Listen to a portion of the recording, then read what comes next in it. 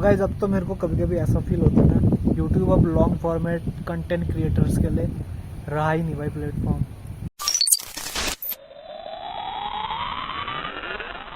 ये सामने पे गर्ल्स इंटर कॉलेज है। और गाइस यहाँ पे ना मैंने एक वो किया था, नाटक किया था, स्कूल की तरफ से हम आए थे, हमें एक नाटक करना था जिसमें मेरा रोल था एक मदर का जिसका बच्चा बीमार हो गया और उसको बहुत ज़्यादा डांट दी। तो जैसे मेरा परफॉर्मेंस स्टार्ट हुआ ना भाई, मतलब मैंने फुल कॉमेडी कर दी थी, मतलब सबका मूड लाइट कर दिया था, जितने भी जजेस थे भाई मज़ा आ गया उनको, क्योंकि मैंने बहुत भयंकर कॉमेडी कर दी थी। मेरी बाइक इतने दिनों से बीमार पड़ी ना भाई, गंदी भी हो रही भाई, धो नहीं रहा हूँ मैं उस चक्कर में, क्योंकि यहाँ पे ऑयल लगा है ना, मैं धोऊंगा तो ऑयल बार बार गिर जाएगा, तो इस वजह से मैं धो भी नहीं रहा हूँ। इतना बुरा लग रहा है ना मेरे को बाइक को बीमार देख के। और आज इसलिए भी मूड खराब है ना, मुझे लगा था आज एनी हाउ भाई गाड़ी बन जाएगी, तो मैं इसी उम्मीद से आया था, बट एक्सपेक्टेशन कभी भी पूरी नहीं हो सकती है, क्योंकि जिसके पास पार्ट मिलता है ना, मैंने उसको फ़ोन करके पूछा था भाई तेरे पास ये पार्ट है, तो उसने बोला था हाँ भाई मिल चुका है आप आ जाओ। उसके बाद ही मतलब उसने कुछ और ही दूसरा ही पार्ट दिखा दिया मुझे, जो कि एक्चुअली मेरे काम का नहीं था, तो मतलब आज भी काम नहीं बना। तो अभी थोड़ा यहाँ पे आया मूड लाइट करने के लिए, हेलमेट उतार देता हूँ। ना हैवी लगता है ना ये हेलमेट, वैसे हल्का है बट फिर भी बाल खराब हो जाते हैं यार हेलमेट से, तो बहुत बड़ी समस्या है लिटरली, लड़कों के लिए बहुत बड़ी समस्या। हेलमेट पहना हुआ था ना तो बाल पूरे दब से गए थे, जैसे बचपन में मम्मी तेल लगा के ऐसे नहीं बना देती थी बच्चों को एकदम से चटक, वैसे चप्पू वाले बाल लग रहे हैं अभी मेरे, क्योंकि दब गए ना हेलमेट की वजह से, एकदम चप्पू लुक आ रहा है। बट हाँ बचपन में तो क्यूट ही लगता था, अभी भी लग सकता है क्यूट, पता नहीं भाई, बट वो सब बचपन में ही क्यूट लगता है भाई, बड़े होकर कोई भी क्यूट नहीं लगता। अब पता है मैं अभी तेल डालता हूँ, पता है तेल अगर मैं ना डालूँ ना सर अजीब सा हो जाता है, क्योंकि बचपन से हैबिट पड़ी है ना। और ऑयलिंग करनी चाहिए भाई, हमारे जड़ों को ना थोड़ा सा मतलब मॉइस्चर चाहिए रहता है। अब किसी किसी को आदत नहीं होती, कोई डालता ही नहीं है तेल, उनके वैसे ही चल जाता है, बट मैं मुझे पर्सनली बालों में ऑयलिंग करना पसंद है। ड्राई से यार अजीब से लगता है मेरे को। और पता है ऑयलिंग का फ़ायदा क्या होता है, क्या होता है यार फायदा, कुछ तो होता है, मतलब होता होगा कुछ फ़ायदा, मुझे तो लगता है भाई, क्योंकि मेरा बड़ा भाई नहीं डालता था ना, तो उसके बाल मतलब धीरे धीरे कम हो गए। अब मुझे नहीं पता मेरे क्या हो रहे हैं, बट हाँ उससे तो बेटर ही है। अभी यहाँ पे मस्त बैठा हूँ, धूप सेक रहा हूँ। आज थोड़ा सा ना अजीब सा लग रहा है, मतलब सब कुछ ठीक है, मतलब फिर भी मतलब कुछ ऐसी अंदर से मतलब अजीब सा लग रहा है, तो पता नहीं क्या हो रहा है, तो इसलिए मतलब आज मैं यहीं पे बैठने वाला हूँ कुछ देर तक, ताकि मेरे को अच्छा सा फील हो। और गाइज अभी मैं थोड़ा सा आगे पे आया हूँ, यहाँ पे नीचे पे लोकेशन में, अभी मैं ऊपर पे था, वहाँ से भी यहाँ पे आ गया हूँ, और यहाँ से सामने का व्यू इतना मस्त लग रहा है ना, और ठंडी ठंडी हवा चल रही है, और यहाँ पे बंदर भी आ रखे हैं भाई छोटे मोटे, इतना बढ़िया व्यू आ रहा है ना यहाँ से, और हवा भी अच्छी चल रही है, और काफ़ी अच्छी वाइब आ रही है भाई। और सामने पे भी व्यू पॉइंट इतना पास में दिख रहा है यहाँ से, काफ़ी अच्छा लग रहा है भाई। और मैं पता है इस पर्टिकुलर जगह में मुझे लगभग कितने एक साल हो गए लगभग, और एक साल के बाद मैं अब आ रहा हूँ भाई यहाँ पे। मैं बहुत कम घूमता हूँ भाई, बहुत कम घूमता हूँ, बट घूमता हूँ तो फिर सेलेक्टिव जगह पे जहाँ पे मेरे को ज़रूरत होती है, जहाँ पे मेरा काम पड़ता है तभी जाता हूँ। कभी कभार मैं चंडाक वाली साइड में जब किसी के दोस्त का बर्थडे हो जाता है, या शाम के टाइम पे मैं वहीं पे जाता था, बट उसके अलावा किसी और नई जगह पे मैं बहुत कम गया हूँ। मतलब गिनती के मतलब 5 मतलब गिनती के 4-5 जगह में ही गया हूँगा मैं यहाँ पे। तो यहाँ पे इतने टाइम बाद आके काफ़ी अच्छा लग रहा है। आप पीछे हवा की आवाज़ सुन सकते हो, ठंडी ठंडी हवा चल रही है ना, और जो शुद्ध हवा लेने के जो सुकून मिलता है ना भाई, वो मिल रहा है मुझे यहाँ पे।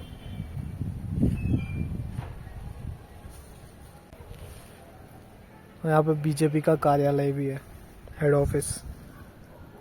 और वो देखो भाई एक बंदर आ रहा मेरी तरफ।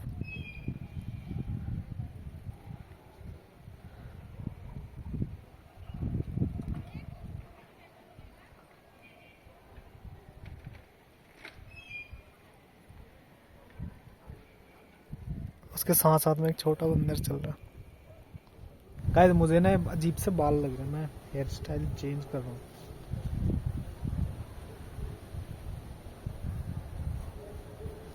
यार एक बिजनेस बहुत सही बन सकता है।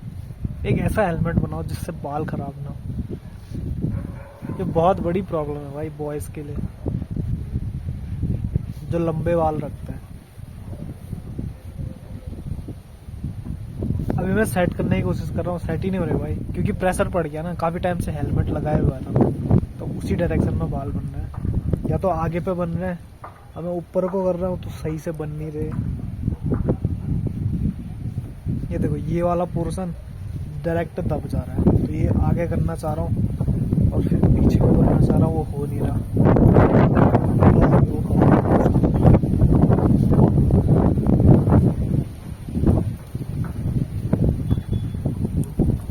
और गाइस अब तो मेरे को कभी कभी ऐसा फील होता है ना, यूट्यूब अब लॉन्ग फॉर्मेट कंटेंट क्रिएटर्स के लिए रहा ही नहीं भाई प्लेटफॉर्म।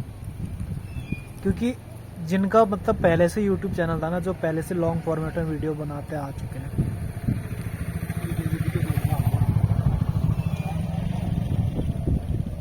उन्हीं का कंटेंट मतलब यूट्यूब रिकमेंड करता है, मुझे ऐसा लगता है। बट हाँ, जो नए नए कंटेंट क्रिएटर हैं उनमें एक तो लोगों का अटेंशन स्पैन भी कम हो गया शॉर्ट्स वीडियो के आने से, रील्स के आने से। तो मुझे लगता है कि काफ़ी टफ है जो लॉन्ग फॉर्मेट में वीडियोस बना रहे हैं। बट हाँ, एक्सेप्शन आर ऑलवेज देयर। और गाइस कभी कभी मैं एक चीज़ सोचता हूँ ना, जैसे आजकल यूट्यूब पे मतलब यूट्यूब शॉर्ट्स पे बेसिकली, और इंस्टाग्राम रील्स पे, और फेसबुक पे भी पता है इंस्टाग्राम की रील्स रिकमेंड करता है, फेसबुक में भी चलती हैं रील्स। तो उसमें मतलब इतने ज्ञान की बातें होती हैं ना, इतनी सारी बातें होती हैं, इतने मतलब कई बार इतने लाइफ हैक्स दिखाते हैं, कई बार मतलब ह्यूमन साइकोलॉजी के पॉइंट्स बताते हैं। तो मुझे ऐसा लगता है ना कि लोगों को मतलब बहुत चीज़ें समझ में आ रही हैं। बट मैं ये सोच रहा हूँ, जब ये सारी जो टेक्निक्स होती हैं, जो सारी जो ट्रिक्स होती हैं, अगर सभी को पता लग जाएंगी तो मतलब फिर दुनिया कैसे एक्ट करेगी। इमेजिन करो मतलब जो सारी टेक्निक्स होती हैं, जो सारी मैनिपुलेशन टेक्निक्स होती हैं, सारी जो साइकोलॉजी के फैक्ट होते हैं, इंसान को जांचने पर रखने की जो भी चीज़ें होते हैं, मतलब जो सीक्रेट आपने यूट्यूब में देखा होगा, कोई कहता है कि यार आज तक ये सीक्रेट छुपा के रखा गया, आप सभी लोगों के सामने रिवील करेंगे। तो अगर वो सीक्रेट सभी को पता लग गया तो उसके बाद की दुनिया कैसी होगी, मैं वो कभी कभी इमेजिन करता हूँ। मतलब इमेजिन करके देखो, हॉलीवुड में हम कोई भी मूवी देखते हैं ना, उसमें हम ये सोचते हैं, जैसे हम अनुमान लगाते हैं, मैं तो करता हूँ ऑब्वियसली। जो आगे वाला सीन होता है ना, मैं एनालाइज करके आगे वाले सीन में ऐसा हो सकता है, ये हम अनुमान लगाते हैं। बट होता बिल्कुल उलट है ज़्यादातर मूवीज़ में। बट बॉलीवुड मूवीज़ में ज़्यादातर मूवीज़ में ऐसा होता है, यार इसके बाद ही होगा, इसके बाद ही होगा, मतलब पहले से हमें पता लग जाती है अब ये होने वाला है, अब ये करेगा, वो करेगा। बट इतने ज़्यादा ट्विस्टेड मूवीज़ आ चुकी ना आजकल, तो मतलब हमें हर पॉइंट में पता रहता है कि यहाँ पे ये भी प्रोबेबिलिटी हो सकती है आने वाले टाइम पे, ये भी हो सकता है, वो भी हो सकता है, वो भी हो सकता है। तो मतलब जब इंसान का दिमाग पूरी तरीके से खुल जाएगा ना, तब मतलब कौन से फंडे काम करेंगे। जब मतलब पूरा जो समाज जो है, जो हर तरीके से सोचने के लिए मजबूर हो जाएगा ना, तब कैसी लाइफ होगी, तब कैसे लोग जिएंगे। मतलब कभी कभी मैं वो सोचता हूँ। और आप भी इमेजिन करो और सोचो, अगर ऐसी लाइफ होगी, सभी लोगों को सारी चीज़ें पता होने लग गई, तो फिर लोगों के लाइफ का जीने का तरीका कैसा होगा, लोग किस माइंडसेट के साथ जिएंगे, लोग किस माइंडसेट के साथ अपने डे टू डे लाइफ में एक्ट करेंगे। बट फिर भी मुझे ऐसा लगता है जो बेसिक चीज़ें होती हैं ना किसी भी चीज़ की, वो बेसिक्स कभी नहीं बदलते। मुझे ऐसा लगता है बेसिक्स से कभी नहीं बदलती, भले हम कितना ही डेवलप कर लें, कितना ही आगे क्यों ना चले जाएं। जो सिंप्लिसिटी है ना, इसको किसी भी टेक्निक से कितना भी आप उसमें वो लगा लो, लीपा पुती कर लो, जो सिंप्लिसिटी है ना, उसको किसी भी टेक्निक से, किसी भी ट्रिक से मैनिपुलेट नहीं किया जा सकता। तो इसीलिए जो भी इस दुनिया के सबसे महान इंसान हैं या हुए हैं पास्ट में या आने वाले समय में भी होंगे, उनके अंदर आप एक चीज़ कॉमन देखोगे, वो अगर चाहते तो मतलब अपने तेज दिमाग से पूरी दुनिया को बेवकूफ़ बना सकते थे, और इतने बारीक तरीके से बेवकूफ़ बना सकते थे जिससे मतलब दुनिया को पता भी नहीं लगता। बट उन लोगों के पास ऐसी एबिलिटी होने के बावजूद भी वो लोग सिंप्लिसिटी को चूज़ करते हैं, क्योंकि उन्हें पता है कोई भी चीज़, कोई भी इंसान कितना ही दिमाग क्यों ना लगाए, कभी ना कभी सच जो है ना वो बाहर आता ही है। जब सच बाहर आता है तो फिर इंसान का असली व्यक्तित्व सामने आता है। और जब कोई भी इंसान कथनी और करनी में अंतर करता है या बाहर कुछ बोलता है अंदर से कुछ और होता है, तो लोग उस पर कभी भरोसा नहीं करते, लोग उसको कभी अपना आइडल नहीं मान सकते। तो जितने भी महान इंसान थे उन्होंने ये चूज़ किया, जो भी उन्होंने बाहर पे बोला है उन्होंने कोशिश करी है। जो बहुत ज़्यादा महान है उन्होंने तो डिक्टो भाई मन वचन क्रम से मतलब एक जैसे रहे, और जो उसी रास्ते में आगे बढ़े हैं उन्होंने कोशिश की है कि जो उन्होंने बोला है वो पूरा कर सके। तो एक बहुत बड़ी क्वालिटी है। आपके पास दिमाग है, आप उसे यूज़ कर सकते हो सिर्फ अपने फ़ायदे के लिए, बट आप चूज़ करते हो कि आपके इस दिमाग का उपयोग केवल आपके फ़ायदे के लिए नहीं, औरों के फ़ायदे के लिए भी। तो ये बहुत बड़ी चीज़ है। और आप कितने ही बड़े 30 मार खा क्यों ना, अगर आपकी जो सोच है, आपकी जो भी एबिलिटी है, जो भी आपके अंदर क्वालिटीज़ हैं, उसका इस्तेमाल केवल आप अपने फ़ायदे के लिए करते हो ना, तो आप छोटे बन जाते हो। अगर वही चीज़ जो आपके अंदर एबिलिटी है उसका इस्तेमाल अगर आप लोगों के फ़ायदे के लिए करने लग जाते हो, यही फ़र्क मुझे ऐसा लगता है एक नॉर्मल इंसान और एक बहुत बड़े इंसान में। और गाइस एक चीज़ मैंने एक पिछले वीडियो में बोली थी, अगर कोई भी जो पावर में इंसान रहता है उसके अंदर ये 6 चीज़ें होती हैं, इनसे मुक्त होकर वो कोई भी डिसीज़न लेता है, काम, क्रोध, लोभ, मोह, मद और ईर्ष्या, तो वो जो भी डिसीज़न लेता है वो समाज के हित में होता है।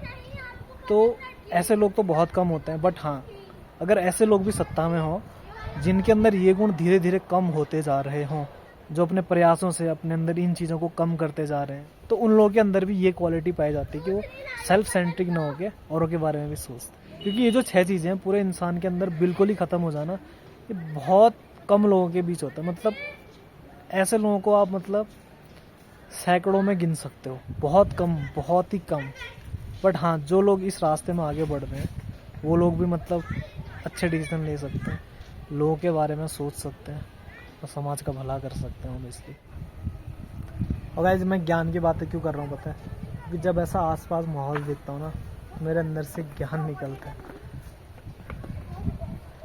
ये चीज़ें अगर मैं अभी वीडियो रिकॉर्ड नहीं कर रहा था ना तो मैं यहाँ पे वो चीज़ें चिंतन कर रहा होता, क्योंकि यहाँ पे जो हवाएं चल रही है ना और जो व्यू और जो पीसफुल वातावरण है उसमें ज्ञान का निकलना तो यार स्वाभाविक ही है। इसलिए जो संत लोग होते हैं ना ऐसी शांत जगह में उनके अंदर से ज्ञान का प्रकाश चमकता है। तो पता है एक चीज़ अभी मेरे अंदर से निकल रही है, ये मैं बहुत पहले भी मतलब मेरे अंदर आया था ये चीज़, तो मैं भी आप लोगों के सामने शेयर करना चाहता हूँ। पूरा जो यूनिवर्स है ना मैथमेटिक्स के फॉर्मूला की तरह है। आपने कभी भी देखा होगा मैथ में या तो कोई क्वेश्चन सही होता है या टोटली गलत होता है। अगर उसमें एक भी स्टेप में कहीं पे भी अगर गलती कर दी ना तो पूरा सॉल्यूशन जो है गलत हो जाता है। दुनिया में इसी तरीके से ना सारी चीज़ें मैथमेटिकली मतलब एकदम प्लान्ड रहती हैं। मतलब जैसे एक पज़ल होता है ना, एक पज़ल को आप कोशिश करोगे कि आप उसकी एक साइड सॉल्व कर दो और एक साइड करते फिर दूसरी कर दो, तीसरी कर दो, चौथी कर दो, पांचवी कर दो, फिर लास्ट में छठी कर दो। ऐसा होता ही नहीं है। या तो उसमें इस तरीके से कॉम्बिनेशन आपको करना पड़ेगा, उनकी 6 साइड में एक साथ पे ही मतलब सारे कलर कॉम्बिनेशन एक साथ ही बनेंगे या तो नहीं बनेंगे। तो इस तरीके से दुनिया का कोई भी काम ना इसी तरीके से काम करता है। इसको मैं थोड़ा एग्जाम्पल के थ्रू समझाता हूँ। जैसे मान लो आप किसी के दोस्त हो, ठीक है, बट आपके पास एक ऐसी अपॉर्चुनिटी आई जिसमें मतलब आप दोनों को शेयर करना चाहिए थी, आप दोनों की बराबर मेहनत थी, बट वो अपॉर्चुनिटी आपके पास पहले आ गई और वो अपॉर्चुनिटी आप दोनों के लिए थी। आप दोनों जो है वो अपॉर्चुनिटी डिज़र्व करते थे, बट अगर आपके अंदर लालच आ गया, आप ये सोचोगे कि ये अपॉर्चुनिटी पूरी की पूरी मैं ले लूँ तो मेरा फ़ायदा होगा। तो ऐसे में अगर हम किसी दूसरे की अपॉर्चुनिटी छीन लेते हैं या जो सामने वाला अगर उसके लिए डिज़र्विंग है उसको भी हम छीनने की कोशिश कर जाते हैं या हमारे अंदर ऐसा भाव आता है, तो वहाँ पे प्रॉब्लम शुरू हो जाती है। प्रॉब्लम पता है क्या शुरू होती है? भगवान ने मतलब सारी चीज़ें अपने कैलकुलेशन के हिसाब से करी होती है, जिसमें मतलब सभी की भलाई छुपी रहती है, आपकी भी और सामने वाले की भी। बट यहाँ पे आप अपना छोटा सा दिमाग लगा के मतलब अपने स्वार्थ के लिए सोचने लग जाते हो ना, वहाँ से सारी गड़बड़ शुरू हो जाती है। तो दुनिया में मतलब सारी चीज़ें विन विन सिचुएशन में होनी चाहिए। अगर कोई चीज़ आपको ऐसी मिल रही है जिसमें आपका नुकसान हो गया, आप किसी दूसरे का भला कर रहे हो ना, तो वो चीज़ नेचर देखता है भाई। नेचर में मतलब सब चीज़ एकदम कैलकुलेटेड तरीके से काम करता है। अगर कोई भी चीज़ आपने अपने मन में त्याग भाव ला के अगर किसी को दी है तो नेचर उसका रिबाउंड करेगा और बहुत ज़्यादा मात्रा में करेगा। तो ये चीज़ हमें समझनी होती है। यही चीज़ अच्छे के लिए भी एप्लीकेबल है, सेम ये चीज़ पूरे के लिए भी एप्लीकेबल है। एक इंग्लिश में एक कहावत है, एज यू बो सो सेल यू रीप, मतलब जैसा बोओगे वैसा काटोगे। ये ना मतलब बहुत छोटी सी बात लग सकती है, बट ये बात मतलब इतने डीपली इंसान के अंदर रूटेड है ना, दुनिया की सारी चीज़ों में। जिस भी भाव से आप दुनिया में कोई भी काम करोगे ना, वो सब आपके रिटर्न में आएगा। तो अगर कोई अच्छा इंसान है ना, तो दुनिया की नज़र में अच्छा बनने के लिए अच्छा नहीं है, वो इंसान खुद के लिए अच्छा है। उसको पता है कि मेरा एक्चुअल में जो सच्चा स्वार्थ है ना, वो सिर्फ मेरे बारे में सोचने से नहीं होगा। अगर मैं लोगों के बारे में सोचना शुरू कर दूंगा या बहुत ज़्यादा सेल्फ सेंट्रिक होकर जीना अगर छोड़ दूंगा, तो इसमें लोगों का फ़ायदा होगा। और उसी एक्शन में आपने अगर लोगों के लिए सोच के कुछ भी छोटा करना स्टार्ट कर दिया, तो वो आप लोगों के लिए नहीं, प्रकृति के लिए कर रहे हो। जब मैं बहुत छोटा था, एक बुक में लिखा हुआ था, नर सेवा ही नारायण सेवा। यानी कि अगर आप किसी की भी हेल्प कर रहे हो ना, आप भगवान की हेल्प कर रहे हो, कहीं ना कहीं वही चीज़ आपके पास वापस आएगी। तो आप किसी और के लिए नहीं कर रहे हो, अपने लिए ही कर रहे हो। तो इसीलिए कहते हैं कि अगर कोई अच्छा है तो वो अपने लिए, अगर कोई खराब है तो वो भी अपने लिए। इसीलिए मतलब जो लोग निस्वार्थ कर्म करते हैं ना, तो जो भी बड़े बड़े लोग आपने देखे होंगे ना, जो भी डोनेशन करते हैं, जो भी लोगों के लिए सेवा करते हैं, किसी और के लिए नहीं भाई, अपने लिए ही करते हैं। क्योंकि उनको पता है कि भाई जो भी चीज़ वो देंगे वो सब उनके पास वापस आएगा। जब आप जो सेल्फिशनेस की जो अल्टीमेट स्टेज है ना, इसमें पहुंच जाते हो, तब मतलब आप सही तरीके से जीवन जीना शुरू करते हो, ऐसा मुझे लगता है। और ऐसा इसलिए भी है ना, क्योंकि आप इमेजिन करो, इस दुनिया में सारे लोग दुखी हैं और आप अकेले सुखी हो। और आप इसलिए सुखी हो रहे हो क्योंकि आपके आसपास के जब सारे लोग हैं वो दुखी हैं, और आपको उनके दुख में दुखी देख के आपको मज़ा आ रहा है। तो ये किस तरीके का सुख हुआ? मतलब ये अगर इसको लॉजिकली सोचा जाए तो एक बहुत ही जो नीच इंसान होता है ना, वही मतलब इस चीज़ से खुश होता है। और अगर आपके आसपास के सभी लोग सुखी हैं, तो एक वाइब्रेशंस भी होती हैं, खुशी की अलग वाइब्रेशंस होती हैं। जो इंसान दुखियारा होता है उसकी भी एक अलग वाइब्रेशंस होती है। जब इंसान सुखी होता है या पीस ऑफ माइंड में होता है, तो अपने आसपास में भी वो वही वाइब्स रिफ्लेक्ट करेगा। तो मुझे नहीं पता मैं ये बातें क्यों कर रहा हूँ, बट हाँ, ये सब माहौल देख के ना मतलब मेरे अंदर से बात करने का मन कर रहा है, इसलिए मैं कर रहा हूँ। वैसे मैंने सोचा नहीं था मैं इतनी लंबी बात करूँगा करके, बट हाँ, इसको एज अ ज्ञान मत लेना, मतलब इसको मतलब सही लगे तो सुन लेना। बाकी मतलब हर किसी के पास आजकल भाई इंटरनेट में ज्ञान है, बट वही चीज़ें बोलना जो आप एक्चुअल में फॉलो करते हो, ये बहुत बड़ी बात है। बाकी तो हर इंसान आज के टाइम पे समझदार है, क्या सही है उसके लिए ये भी वो खुद ही समझ सकता है, क्या गलत है उसके लिए वो भी वो खुद ही समझ सकता है। तो समझाने वाली बात नहीं है, बस मुझे सही लगी तो मैंने कह दी। हो सकता है किसी को फ़ायदा हो जाए। तो थैंक्स ये पूरी वीडियो देखने के लिए। अगर आपने पूरी वीडियो देखी है तो आप एक बात समझ लो, आपके अंदर एक बात तो है कि आप कुछ दुनिया में पॉजिटिव बदलाव ला सकते हैं। लो भाई, जूते की लेसेस भी खुल गई। तो गाइस, ज्ञान की बातें तो बहुत हो गई, अभी मैं आया व्यू पॉइंट की ओर। ये भी एक अलग ही जगह यार, अलग ही वाइब आती है यहाँ पे। हा। यहाँ पे कोई बंदा आ जाए ना यार, पूरे दिन भर की थकान फ्रेशनेस में बदल जाती है। एकदम अल्टीमेट जगह है, सबसे बढ़िया व्यू तो इसका आता है यहाँ पे।